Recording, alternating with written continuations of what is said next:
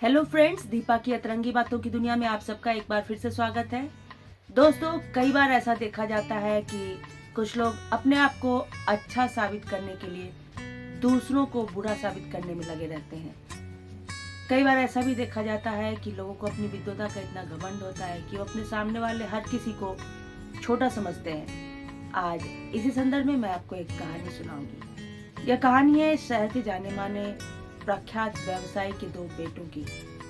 दोनों ने विदेश जाकर उच्च शिक्षा हासिल की थी और पढ़ाई पूरी करने के बाद स्वदेश वापस लौट रहे थे। वापस लौटते समय दादाजी का यह आदेश हुआ कि वे दोनों कुलगुरु से मिलकर ही घर वापस लौटे।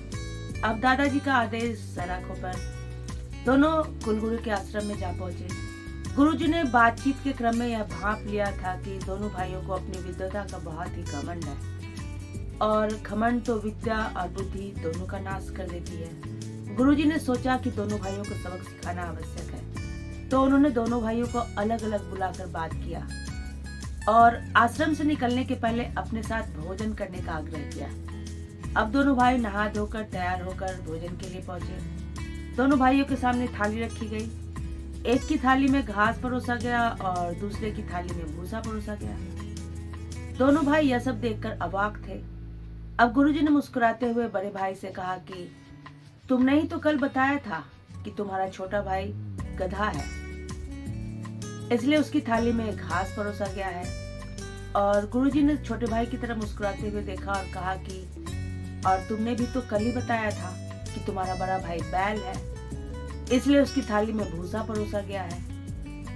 दोनों भाई यह सब सुनकर शर्मिंदा हो गए।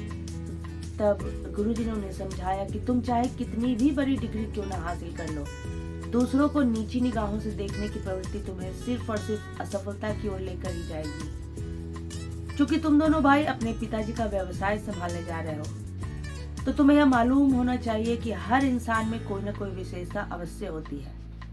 उनकी उस विशेषता को पहचान कर उसका उपयोग अपने व्यवसाय को बेहतर बनाने की कला तुम दोनों भाइयों में अवश्य होनी चाहिए।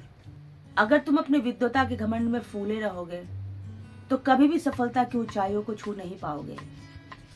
एक बात हमेशा याद रखना कि किसी भी बड़ी सफलता के पीछे बहुत सारे लोगों के छोटे छोटे योगदान छुपे होते हैं और उन सभी लोगों के प्रति सम्मान के भाव होने ही चाहिए। तभी तुम एक सफल व्यवसायी और एक बेहतर इंसान बन पाओगे। दोस्तों, ऐसी ही कुछ अन्य तरंगी बातों के साथ मैं फिर से हाजिर होंगी। तब तक के लिए बाय बाय।